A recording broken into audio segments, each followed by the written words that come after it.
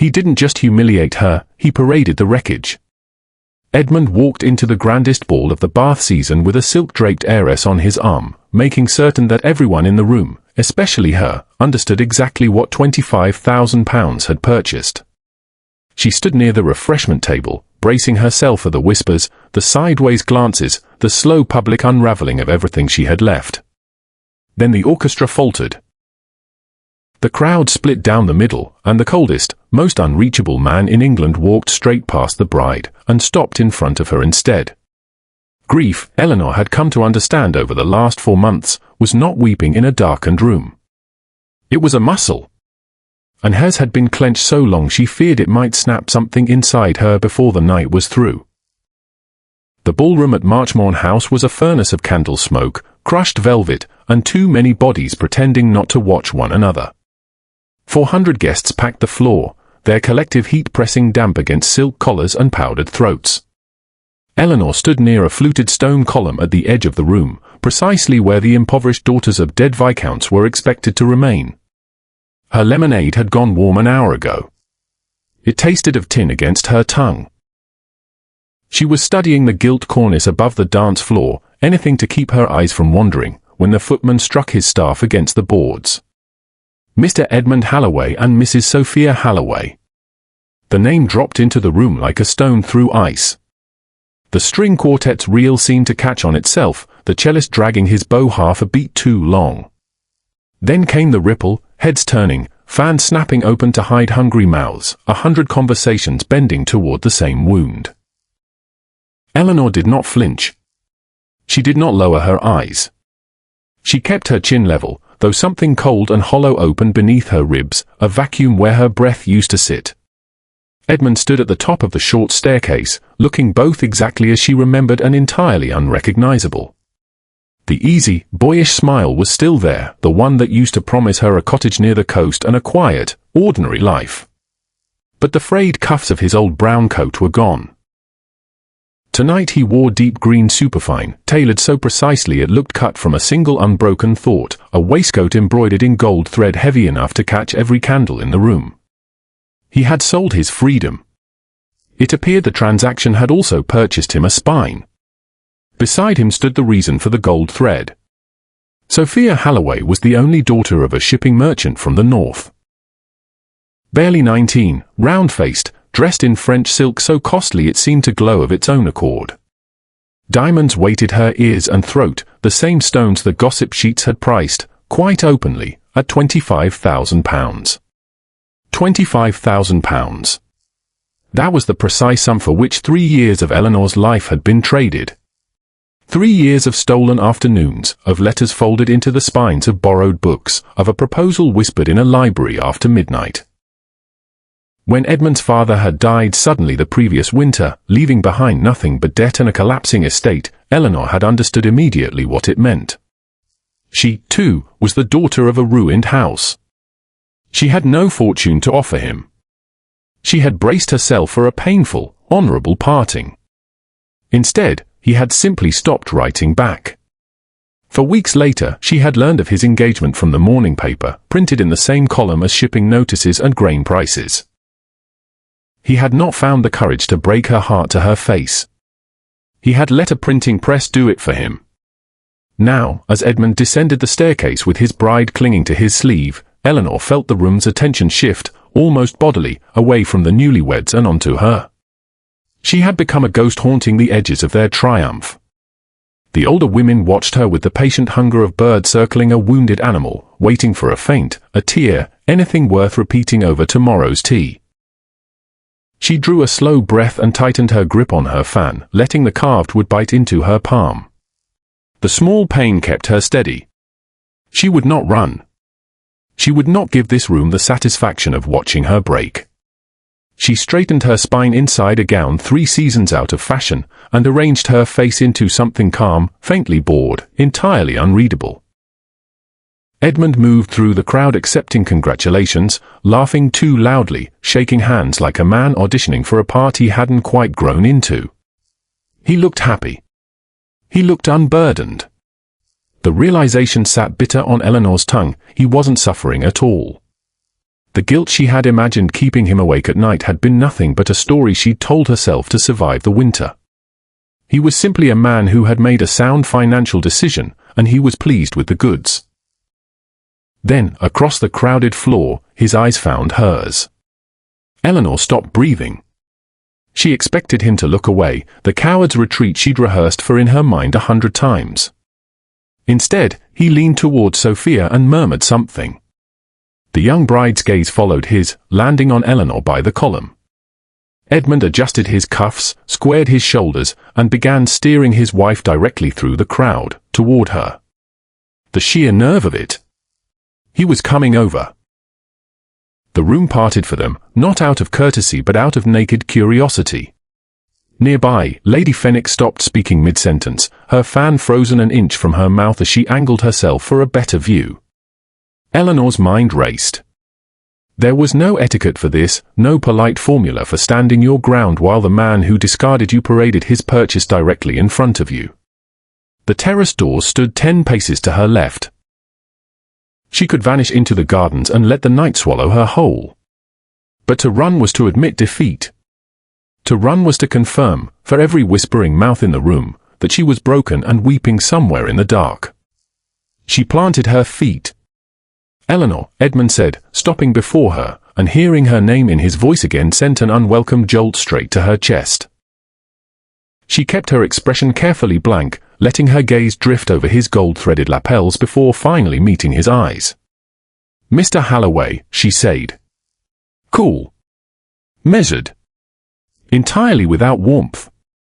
He blinked, the polite distance of it clearly catching him off guard, but he recovered quickly, pasting on a wide, performative smile for their audience.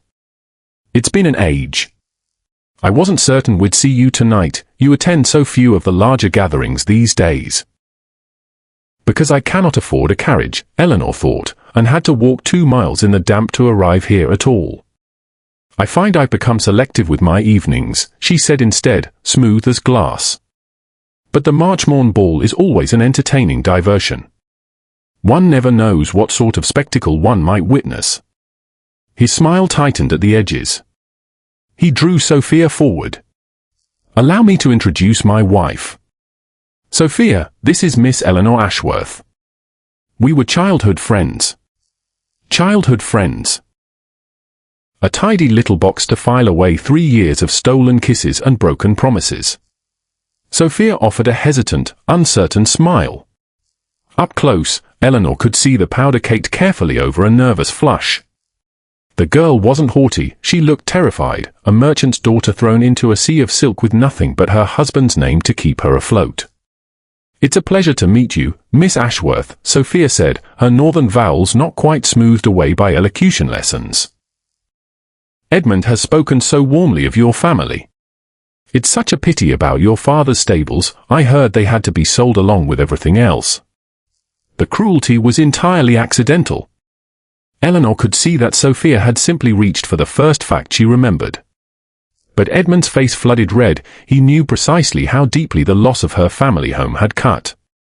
"My dear," he murmured quickly, "perhaps we needn't dwell on such things." But he couldn't leave it be. The coward in him needed absolution. He needed her to smile, to release him, so he could sleep at night believing himself blameless. "You look well, Eleanor," he said, lowering his voice into the register he once used only for her, his gaze flicking over her worn hem, her bare throat. Pity swam thick in his eyes. "Are you managing?" She stared at him. He wanted her tragic and brave, so he could feel generous for asking. The arrogance of it made her blood raw. "I am thriving, Mr. Halloway," she said, sharp enough to draw blood. "I find that shedding unnecessary weight does wonders for one's constitution." His jaw snapped shut. Sophia glanced between them, baffled by the sudden drop in temperature. "Well," Edmund said stiffly, all charm evaporated, "we must continue our rounds. Lord Ashcombe is in attendance tonight, and I understand he's considering new investments in the northern shipping routes." He gave her a shallow, dismissive nod. "Lovely to see you, Eleanor. Do enjoy the evening." He turned and walked away, believing he'd navigated the encounter and proven his superiority. He had the money. He had the bride. He had the future. And she was merely a sad relic standing beside a column. The orchestra began tuning for a waltz. Eleanor watched Edmund take Sophia's hand, preparing to lead her onto the floor, leaving Eleanor exactly where she stood, alone, exposed, the subject of 100 murmuring voices. Her chest tightened until she thought a rib might actually give way. She needed to leave. She had survived the encounter, but she could not survive watching them dance. She took a step back toward the shadows, and the entire atmosphere of the room changed. It wasn't subtle. It was a physical drop in pressure, a silence rippling outward from the entrance like water disturbed by a falling stone. Edmund halted halfway to the dance floor and turned his head. Eleanor, frozen mid-retreat, looked past him toward the doors. Damien Ashcombe, Duke of Ravenswood, had entered the room. If Edmund's arrival had disturbed the surface, the Duke's arrival shattered it. He did not attend minor gatherings. He rarely attended the important ones. He existed somewhere entirely above the machinery of society, insulated by a fortune so vast it bordered on absurdity, and a reputation cold enough to keep even the most determined matchmaking mothers at a respectful distance. He was perhaps 33, tall, built like a man who had never once needed to prove his strength, and he moved with the unhurried, indifferent authority of someone who found the entire room beneath his notice. He wore unrelieved black, no embroidery, no color. The starkness only sharpened the hard lines of his face and the flat, wintry gray of his eyes. He did not pause to be announced. He simply descended the stairs, and the crowd did not merely step aside, it shrank from him. Edmund, sensing an opportunity, adjusted his gold waistcoat and pulled Sophia closer, positioning himself directly in Ashcombe's path. A merchant son with a new bride, suddenly certain he had become a man worth acknowledging. Eleanor watched the foolishness unfold with something close to horror. "Your Grace," Edmund began, hand extending, "a pleasure to." Ashcombe didn't slow. He stepped around Edmund as though the man were an inconveniently placed chair, ignoring the outstretched hand entirely. Edmund's mouth snapped shut around the unfinished sentence, a dull crimson climbing his throat as he stumbled slightly, left holding empty air while Sophia looked on in mortification. Someone nearby laughed under their breath.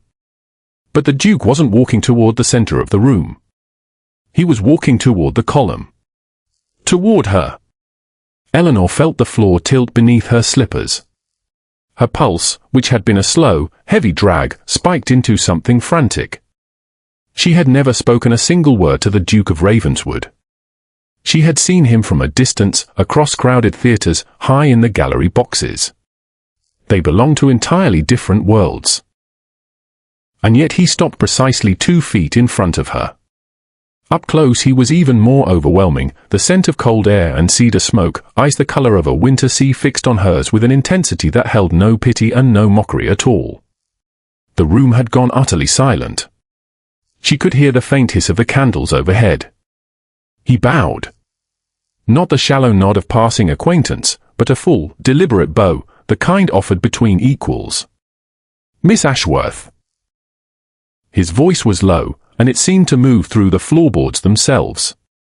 Eleanor swallowed against the sudden dryness in her throat and sank into a flawless curtsy. "Your Grace." He straightened, looking only at her face. Not at her worn hem. Not at the bare throat where jewels should have been. "The musicians are waiting," he said, his tone conversational but pitched to carry through the silent room. "And unless my memory fails me, you promise me this waltz." Her mind went entirely blank. She hadn't promised him anything. She had never spoken to him in her life. Past his shoulder, she could see Edmund staring, his face pale, his mouth hanging open, the pity he'd worn only moments ago replaced by something closer to shock. The man who had just discarded her was now watching the most powerful figure in England treat her like visiting royalty. She looked back up at the Duke. A faint, almost imperceptible shift touched the corner of his mouth. Not a smile. An acknowledgement. He knows exactly what he's doing, she realized. He'd seen the exchange with Edmund, and for reasons of his own, he had chosen to intervene. She didn't hesitate. She placed her bare hand in his gloved one. "Your memory is flawless, Your Grace," she said, her voice steadier than she had any right to expect. "I have been waiting." His fingers closed around hers, firm, warm, and impossibly grounding. Without so much as a glance toward Edmund or the stunned room, the Duke of Ravenswood led the penniless daughter of a dead viscount to the center of the floor, and the orchestra, recovering itself, struck the opening chord of the waltz. A waltz was, by its nature, a dangerous thing, a closeness society spent every other hour of the day forbidding. Eleanor had waltzed before, with Edmund, and it had always been a breathless, clumsy affair, full of missteps and whispered promises that dissolved the moment the music stopped. Dancing with Ashcombe was nothing like that at all. It was like being caught in the pool of something enormous and immovable. He did not hold her close enough to invite scandal, but the space between them felt charged, humming faintly, raising the fine hairs along her arms. His hand at her waist was not a gentle suggestion, it was an anchor, steering her across the floor with a precision that forced other couples to adjust their paths or risk collision. "You're staring, Miss Ashworth," he said, his voice pitched low beneath the violins. "I am attempting to determine whether I'm dreaming," she replied, keeping her gaze fixed on the hard line of his jaw. "Or whether you've mistaken me for someone else. I rarely make mistakes." He turned her sharply, sending the worn skirt of her gown flaring outward. "You are Eleanor Ashworth, daughter of the late Viscount Ashworth. You currently reside in a drafty rented house on the poorer end of the Crescent, and until 4 minutes ago you were being thoroughly condescended to by a man wearing an offensive amount of gold thread." Her breath caught.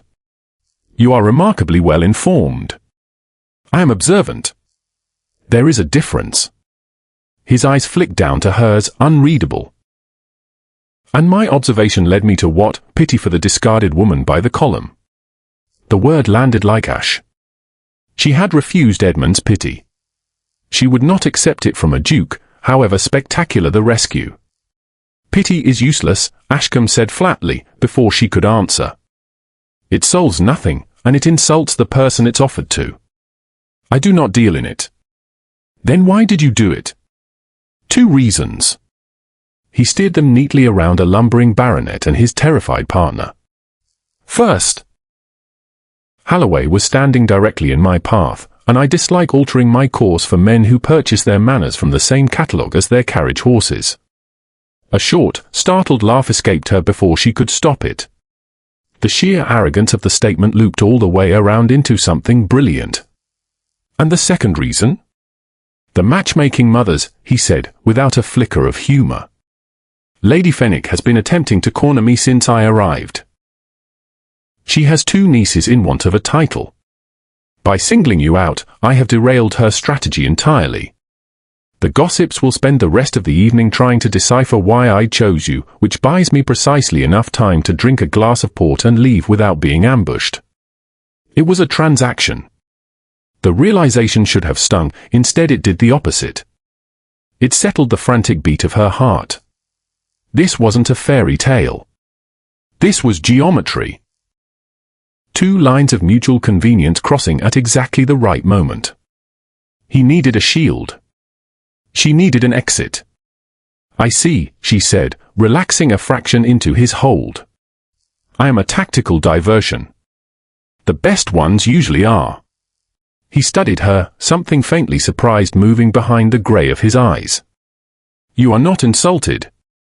"Should I be?"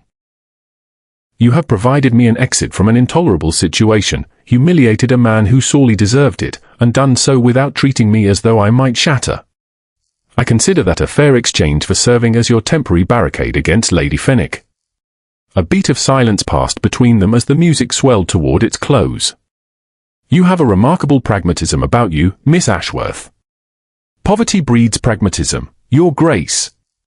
It is a survival mechanism." She lifted her chin as he executed the final turn. "I suspect, though, that you had a spine of iron long before your title required it." The music stopped. The silence that followed felt startlingly loud. Eleanor stepped back, the sudden absence of his warmth leaving an unexpected chill in its place. She sank into a curtsy deeper and far more sincere than the one she'd offered at the column. "Thank you, Your Grace." He bowed. "The pleasure was entirely mine, Miss Ashworth." He didn't offer to escort her back to the edge of the room. He didn't linger for empty pleasantries. He simply turned and disappeared into the crowd, and Eleanor stood alone in the center of the floor. When she looked toward the column, Edmund and Sophia were gone. She had survived the night. Tomorrow, she would pay for it in gossip. But tonight, she had won. Morning arrived smelling of coal dust and burnt toast. Eleanor sat at the scarred little table in the breakfast room of their rented house near the edge of the crescent, the grey light through the smeared windows offering no illusions about the state of her life. Across from her, buttering a piece of charred bread with surgical precision, sat her mother, the Dowager Viscountess Ashworth, a woman born to silk, currently dying by degrees of worsted wool. "Mrs. Pratt's girl spoke to the baker's boy," her mother said without looking up, who spoke to the apothecary's wife. "By 8 o'clock this morning, the entire street knew you danced with the Duke of Ravenswood." Eleanor sipped her weak tea. The gossip network in this town moves faster than the mail coach. They ought to consider charging for it. Do not be glib.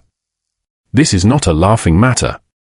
Her mother finally looked up, hazel eyes narrowed with the same sharp calculation Eleanor had inherited.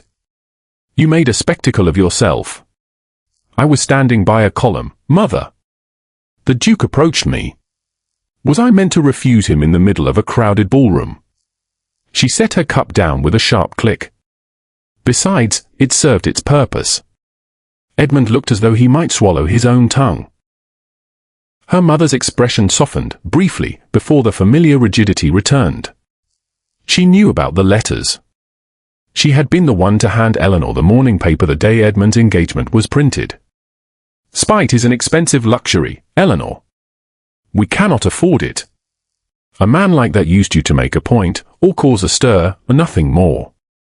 By tomorrow he will have forgotten your name entirely, and you will be left to manage the fallout." Eleanor looked down at her hands, knuckles pale. Her mother was likely right. "I harbor no illusions, Mother. It was 10 minutes of dancing. It means nothing." The brass knocker slammed against the front door, once, twice, 3 times, echoing through the narrow house like cannon fire. No one called at this hour. Certainly not at this address. Only debt collectors knocked with that kind of authority. A cold weight settled in Eleanor's stomach. Footsteps hurried down the hall, and Hannah, their terrified maid, appeared in the doorway holding a silver tray as though it might explode. He's in the parlor, my lady," Hannah whispered. "There's a carriage outside with a crest on the door. Black horses. Looked like something out of a nightmare, they did."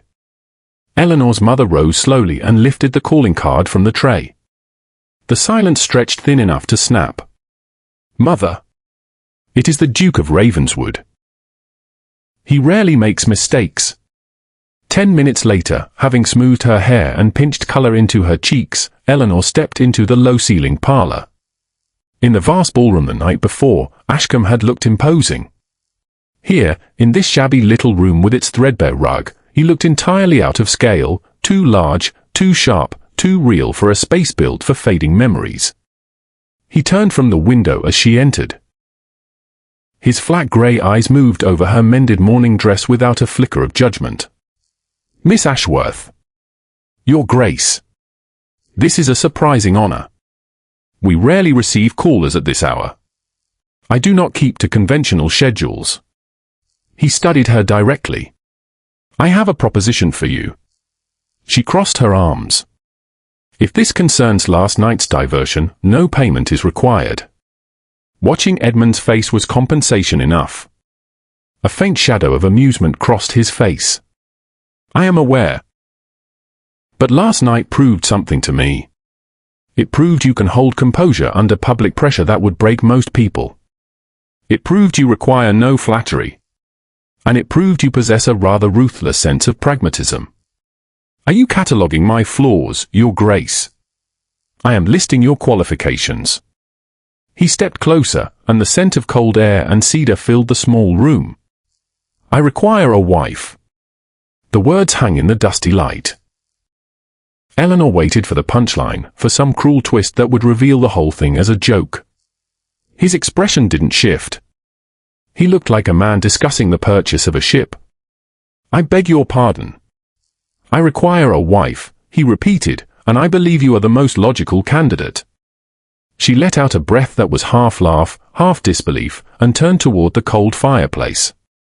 Logical. I see.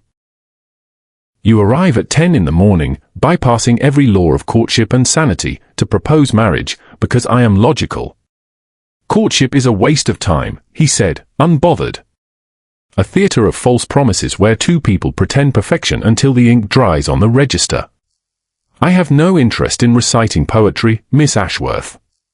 Nor the patience to comfort a debutante who weeps every time I'm called away to my estates. And you believe I would not weep? She turned back to him, the truth rising sharp in her throat. You watched a man discard me publicly, and I did not shed a single tear.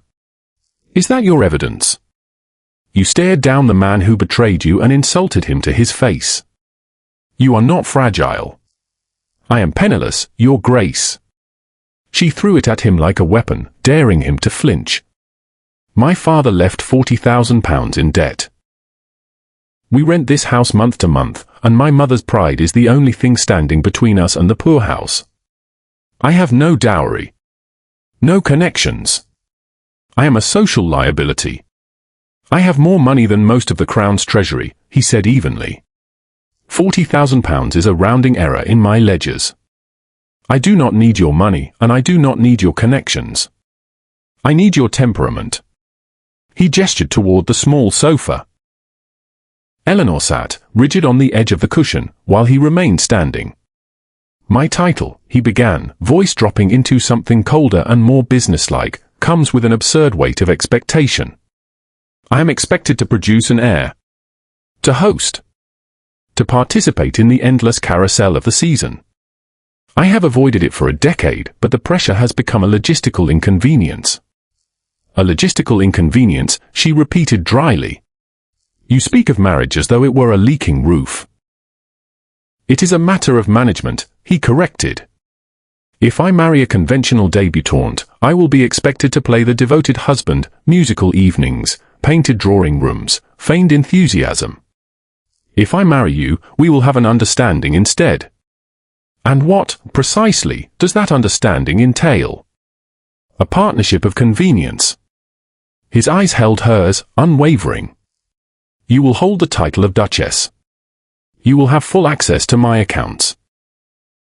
Your father's debts will be settled by this afternoon, and your mother will receive an annuity and a house of her own. Her heart slammed against her ribs. Her mother safe.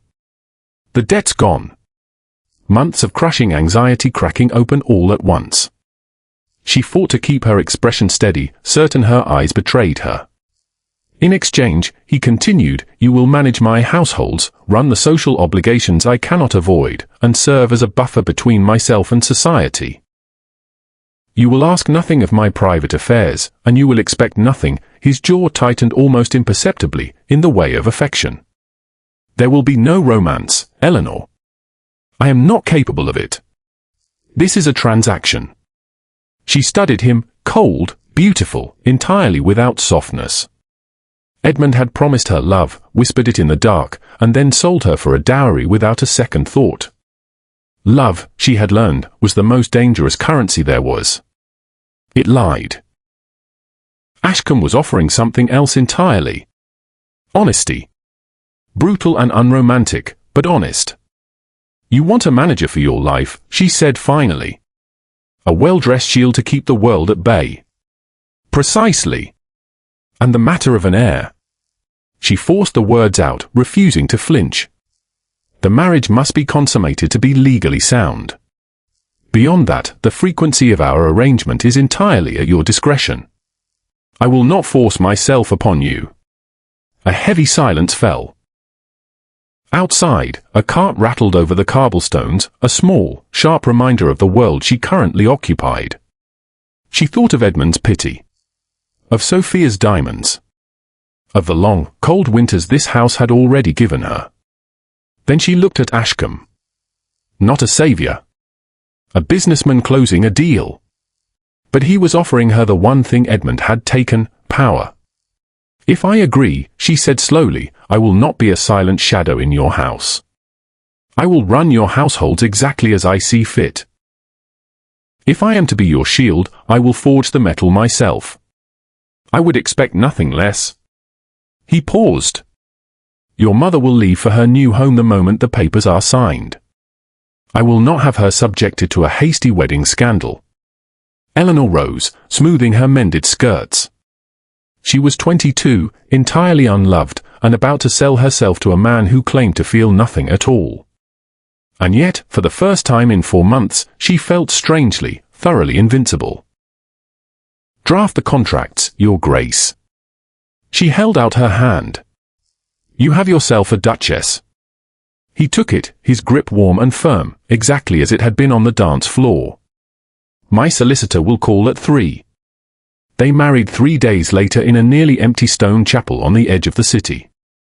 No flowers, no music, no guests beyond a nervous solicitor and a vicar who stammered through the vows at record speed. Eleanor wore a severe grey travelling gown. Ashcombe wore unrelieved black. When he slid the heavy gold band onto her finger, his hand was as steady as a surgeon's. He did not kiss her. He simply nodded to the vicar, signed the register, and led her out to the waiting carriage. By nightfall, her mother was safely on the road to her new home, her future secured with a single stroke of Ashcombe's pen. Eleanor stood in the vast stone foyer of Ravenswood House, staring up at a ceiling that would not have looked out of place in a cathedral. "The staff numbers 40, Ashcombe said, handing his gloves to a butler who looked afraid to breathe near him. "You have full authority to hire, dismiss, or restructure as you see fit. The West Wing is yours entirely. My rooms are in the East. We dine together at 8, provided Parliament does not detain me." He didn't wait for a response. He simply turned and climbed the grand staircase, leaving her to the silence of her new empire. For the first fortnight, Eleanor treated the marriage exactly as it had been offered, a hostile takeover of a failing enterprise. She audited the household ledgers and discovered the steward had been quietly embezzling for years. She dismissed him before breakfast on a Tuesday. She combed through Ashcombe's social calendar and declined most of the invitations cluttering his desk, cutting away the parasites who wanted only his name and his fortune. She saw little of her husband. He left before dawn and returned late, a silent presence on the far side of the house. But he noticed her work. The morning after she dismissed the steward, she found a private ledger of his northern coal accounts left on her desk, unmarked, unexplained. A quiet transfer of trust. A test. She had it balanced by midnight. Their first public appearance together was the opening night of the theatre. Eleanor sat before her mirror while a new lady's maid fastened a heavy sapphire collar around her throat, cold stones that felt, oddly, like a chain of office. She wore deep midnight blue silk, no pale colors, nothing innocent. The woman in the mirror bore almost no resemblance to the girl who had stood mended and desperate by a column for months earlier. Ashcombe knocked once before entering. He stopped in the doorway, his gaze sweeping over her, and for a fraction of a second something shifted behind the flat grey of his eyes. "Adequate?" she asked, tilting her head so the stones caught the candlelight. "Terrifying," he said. It sounded, entirely, like a compliment. He offered his arm. "Shall we go remind them who owns the board?" The theatre was a riot of noise and silk. When they entered their box, the effect was instant. 1,000 conversations dipped, faltered, and surged back with vicious energy. Opera glasses turned in their direction like a field of small mirrors. Eleanor walked to the front of the box, set her gloved hands on the railing, and looked down at the glittering crowd with an expression of pure, withering indifference. Ashcombe stood just behind her shoulder, a silent wall. Below, she spotted Edmund near the aisle, Sophia hovering nervously at his elbow. He looked exhausted, the gold-threaded waistcoat long since replaced by ordinary evening wear that somehow looked shabbier than it had a month before. Rumour had it Sophia's father had locked the marriage settlement in trusts Edmund couldn't touch, and his social climb had stalled the instant Ashcombe had snubbed him. Edmund looked up. He expected gloating, triumph, some sign that she had won. Eleanor gave him nothing at all. Her gaze passed over him like a smudge on the velvet and moved on to the stage. Beside her, Ashcombe leaned in, voice low against her ear. His jaw is currently unhinged. I believe you've broken his spirit entirely. It was the first time he'd used her given name without the title attached. No, he hadn't yet. But it felt close enough to matter. A spirit built on borrowed paper crumbles easily, she said. A low, rare sound escaped him, something close to a laugh. And it shivered down her spine with an intimacy that startled her. The contract had stipulated consummation, a legal necessity, the final unbreakable seal on a duke's marriage.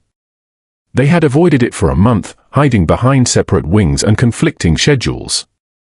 But an unpaid debt does not vanish for being ignored. It happened on a rain-heavy Thursday. The staff had retired.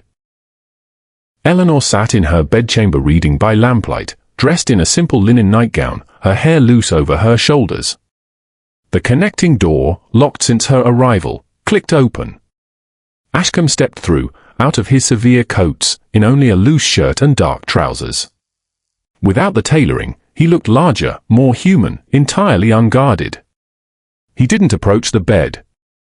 He stopped near the cold hearth, one arm braced against the mantel. I can leave, he said quietly. If you need more time, I will return to my own rooms. She expected dread. She felt, instead, a strange and unfamiliar warmth spreading through her chest. This was the man who had paid her father's debts without a single complaint. Who had stood behind her at the theatre like an iron wall. No, she said.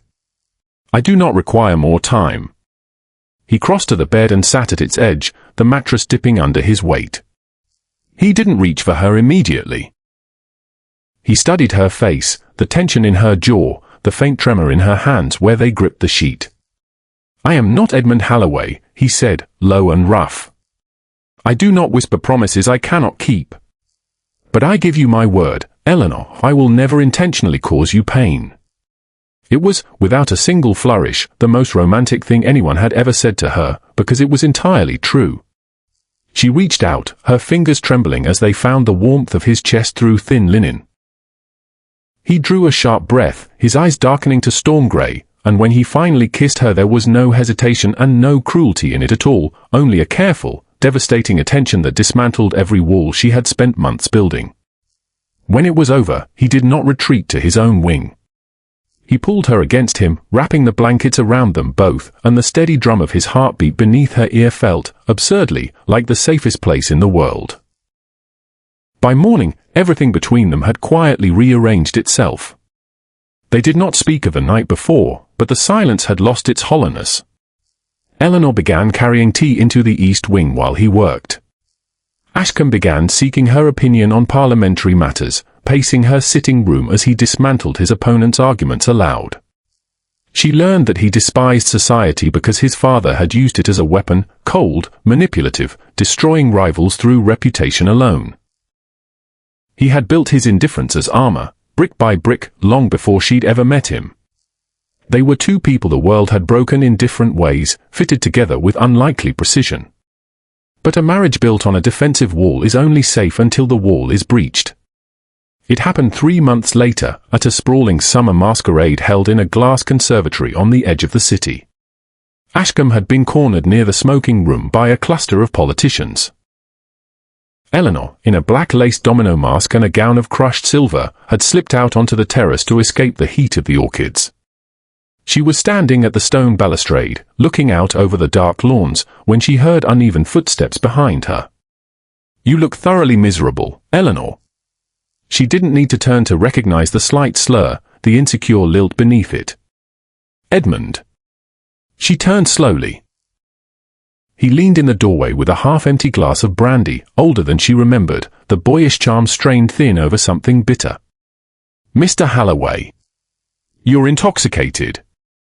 I suggest you locate your wife before you embarrass her further. He scoffed, stepping unsteadily onto the terrace. My wife is complaining about her slippers to anyone who'll listen. She's a child, Eleanor.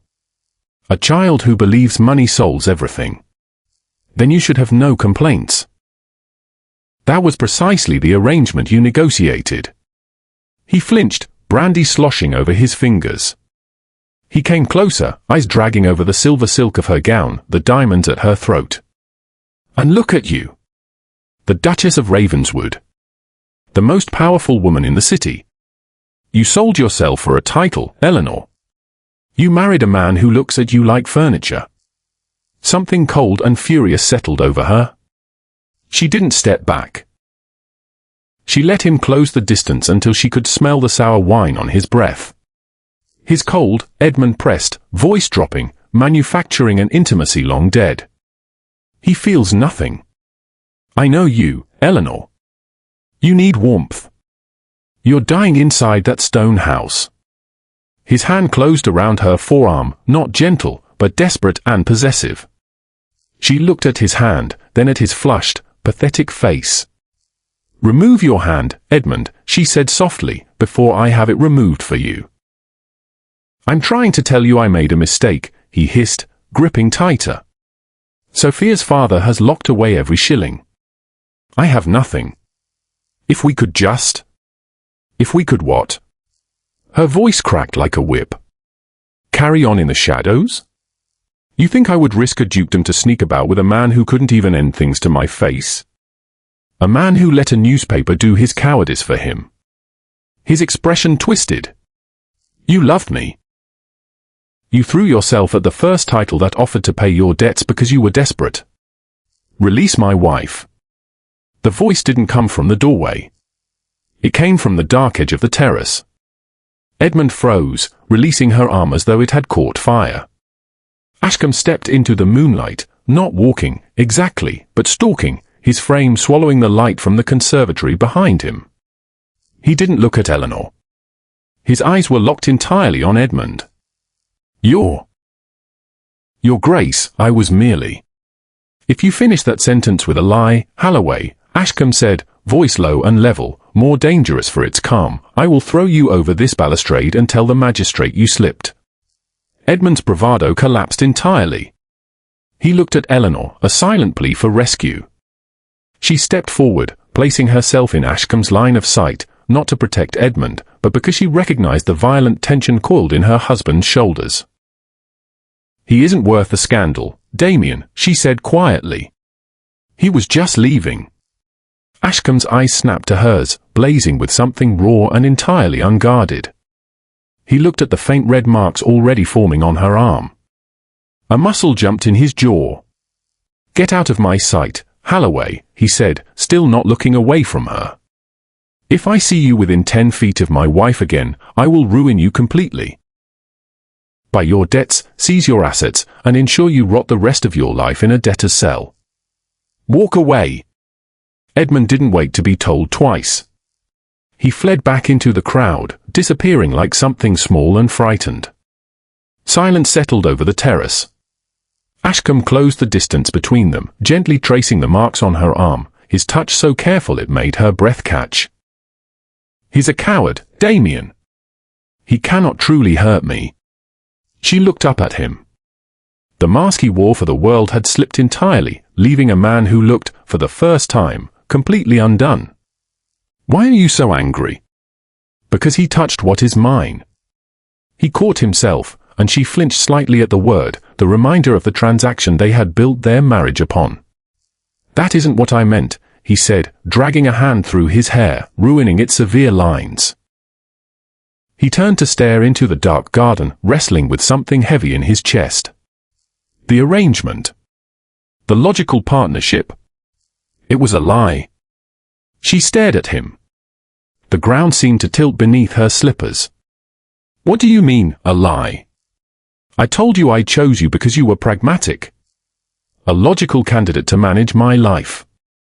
He exhaled, harsh and self-deprecating. I did not choose you at Marchmorn House, Eleanor. 3 months before that ball, I was riding through the park at dawn. It was raining. I saw a woman sitting alone on a bench near the water, soaked through, holding a crumpled copy of the Morning Post. I watched her read it. I watched her tear it into 4 pieces, drop them into a puddle, and stand up. She didn't weep. She didn't collapse. She lifted her chin and walked away with more dignity than I have ever seen in a ballroom full of titled fools. Her breath caught entirely. The morning Edmund's engagement had been announced. I asked my man of business to learn your name, he continued, stepping closer, voice dropping into the quiet dark. I learned about the debts. About Holloway. For 3 months I watched you survive in a society waiting eagerly for you to break. You never did. When I saw him walk into that ballroom to gloat, when I saw him crossing the floor toward you, I did not intervene to escape Lady Fenwick. I intervened because the thought of that mediocre coward causing you one more moment of pain made me want to burn the entire room down. Eleanor was trembling.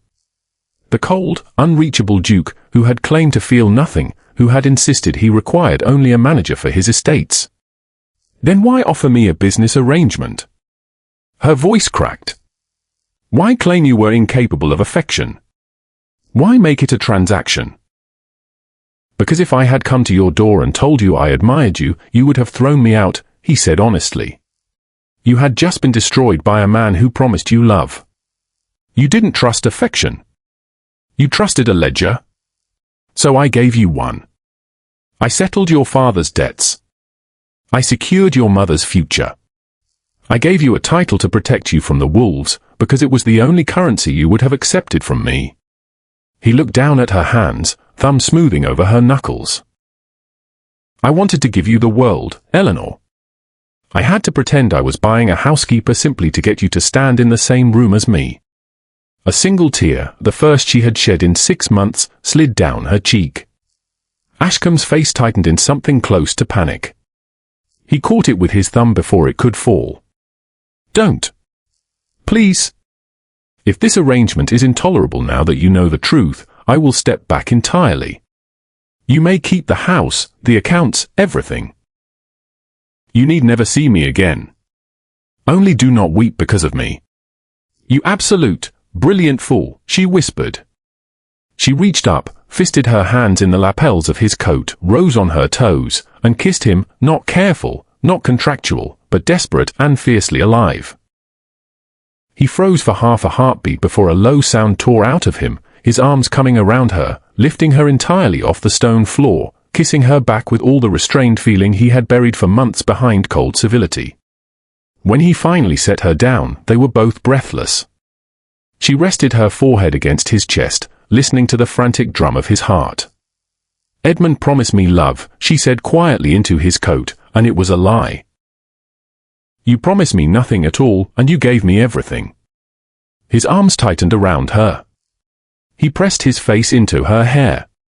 I will never make you a promise I cannot keep, Eleanor. You have my name, my life, and my absolute devotion. The ledger is closed. She tilted her head back to look up at him, no cold slate left in his eyes at all now, only something steady, something that felt, unmistakably, like home. Then let us go back inside, Your Grace, she said, smiling, the sapphires catching the moonlight. I believe we still have a ballroom to conquer. He smiled, a real one, transforming the harsh lines of his face into something dangerously handsome, and offered her his arm. Lead the way, my Duchess.